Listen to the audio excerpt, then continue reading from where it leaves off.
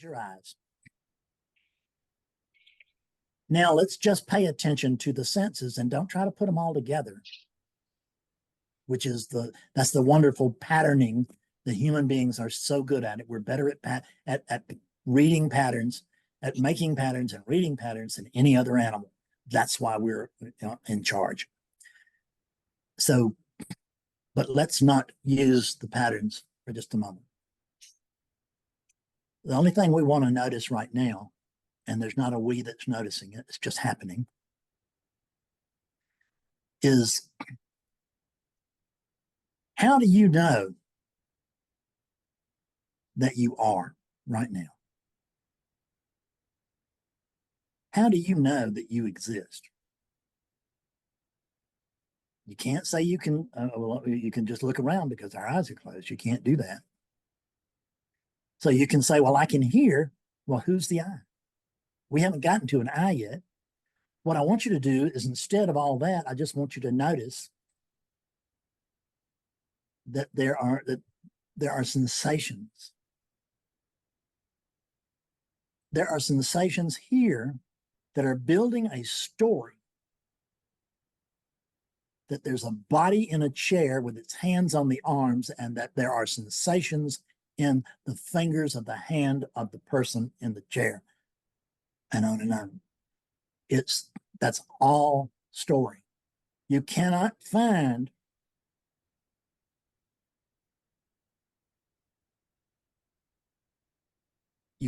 there's sensations. What else are there? Can I say that I am because there are memories? We haven't even established that you are. We've established that there's a sense of being. And now we can say there's a sense of sensation. But at this point, that is unowned. It's just a sensation. It's a sense of sensation. There's a sense of sensation only because prior to the sense of sensation, there's a sense of being. I am is not all the way back. It's a goodly way back, and it's an important recognition. And people can come to see the I am of things, and their lives change for the better, typically. And it's a wonderful occasion. And in my mind, it's what I would call everyday enlightenment or everyday awakening. But that's not the end. What happens is, if we can just notice that this tingling arises only because there's a sense of being that the tingling cannot arise without. How about thoughts? Can the thoughts arise in the absence of the sense of being? No. What can be in the absence of the sense of being? Nothing. So does that mean that you are, or does it mean there's a sense of being? I believe that if you really look at it, and you please, well, you're welcome to investigate it. I've done it for many years. Investigate it and ask yourself, which is more true right now for me to report? Is it more true for me to report that I am? Or is it more true for me to report that there's a sense of being? The sense of being is not a statement. I am is a statement. The sense of being is exactly that. It's just a sense. It doesn't mean that there's any being behind it. My friend has a sense of dog, if you remember that story. But there's no dog in my front yard. That's what he finally tells. When I can't find one, he's trying to show it to me. Finally tells me, Fred, it's just a sense of dog. So the sense of a dog doesn't mean that there is a dog in the front yard. Doesn't mean anything. It just means there's a sense of being. There's a sense that there's a dog in the yard. Can that sense of a dog arise prior to the sense of being? The sense of being is non-specific. There's no I, and there's not even an am. The sense of being itself is a sense of amming but nobody can claim it. And it's not even true. It's not necessarily true. We just let the story be there. But we don't want to reach too many hard and fast conclusions here, or we'll be lying to ourselves. So my question is, in the absence of the sense of being, what can be known? The sense of being and consciousness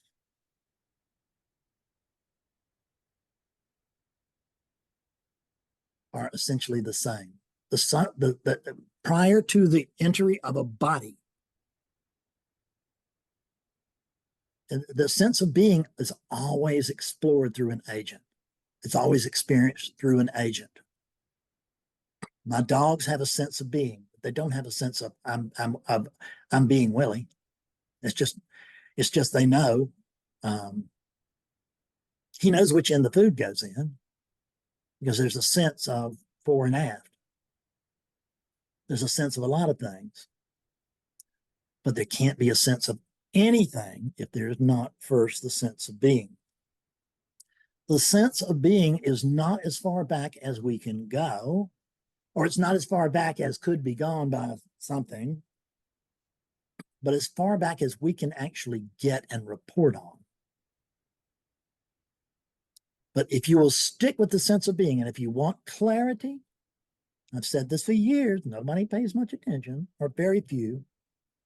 The only thing you really have to do, and this is so boring, which is why nobody will do it, and because it's not as satisfying to ego, all you really need to do is notice the sense of being as often as you can. Take 10 minutes, notice the sense of being.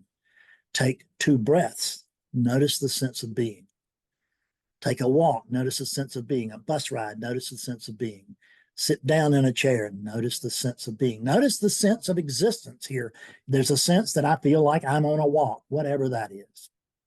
In the absence of language, there's no such thing as taking a walk. In the absence of language, there's not anything distinct. There's no chair and no person. If you will just notice that this sense of being, it's really the only thing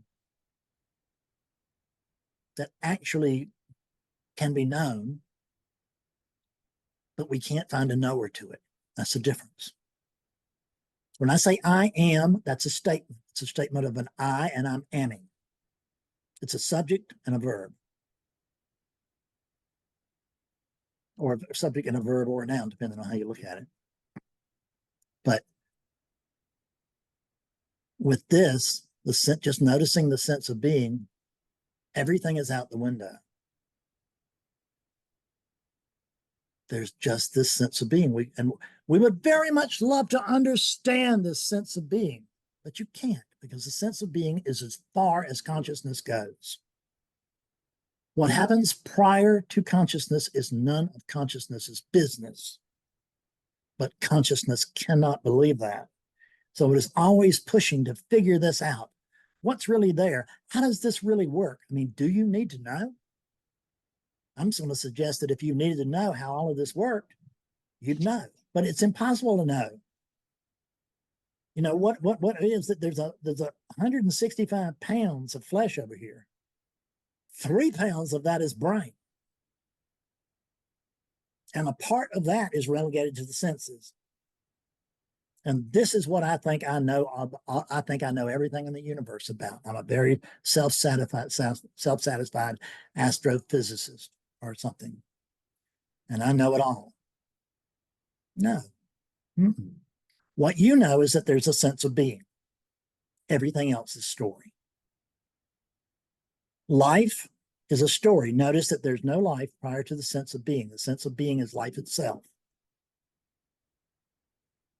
You're not living life. Life is living you. The sense of being is being experienced through that body. It can't be experienced in the absence of a unit. So how does this all begin? I don't know, but I can tell you that it's somewhere with keeping the don't know attitude and the don't know and the truth of the don't know attitude. I can tell you that there's an understanding or a suspicion that somehow that units, and the sense of being, which is the sense of being is what? It's consciousness. That units and consciousness have to arrive hand in glove, because consciousness can't be experienced in the absence of a unit, and a unit has no experience in the absence of consciousness. So it's some kind of hand in glove thing that happens. But it's not happening to Fred, and it's not Fred's sense of being. There's no Fred. There's just a sense of being, and eventually mind will narrow that sensing being down, and it will listen to the stories and participate in the stories.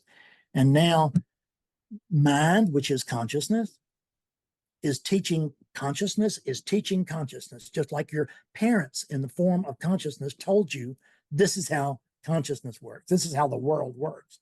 And then they pass down the same lie that they were taught. And it's a good lie. There's nothing wrong with it. But we don't want to believe it. We can just notice it and respect it and enjoy it. But we don't have to believe it. We don't have to fear this.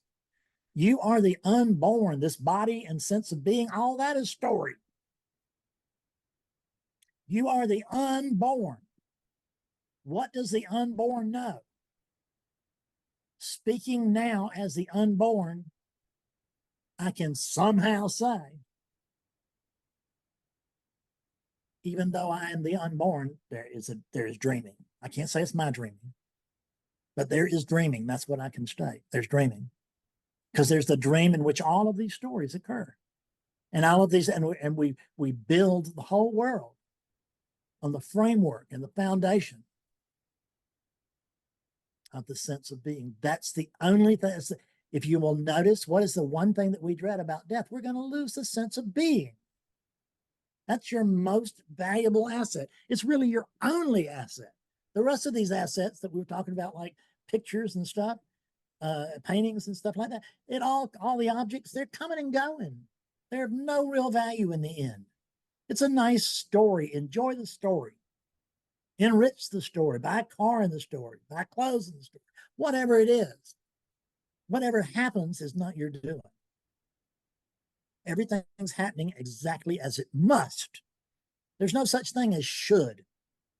Everything is happening exactly as it must, because there's only one thing going on, and there's no room there for comparison. There's no room there for alternative, and there's no room for better or more. So we rest in the sense of being, noticing. We don't even know what's resting in the sense of being. And is that really true that we're resting in the sense of being? No, that's still a story. The sense of being is resting. It's still capable of feeling sensation and this and that and the other, but it's not going to introduce itself onto the scene. That sense of being gets lit up, and that is the spark of consciousness. Is the sense of being and the consciousness are hand in glove. They come together, and so does the unit. Any unit, bird unit, tree unit, it makes no difference. We can't say that anything is not alive, because there is only life. There is much life that we as human beings, as these little insects on the back ass of the universe, can't understand. But the foolishness is that we try. And it doesn't mean that science is foolish, but it does mean that if I take my science home with me, and I'm fixing myself a peanut butter and jelly sandwich, and I'm really out in the cosmos thinking about all this, and I'm getting jelly on the counter, then I'm not here. I'm thinking of a there, but there's no there. There's only here. If you open your eyes, you'll see there's jelly on the counter. You won't see starships.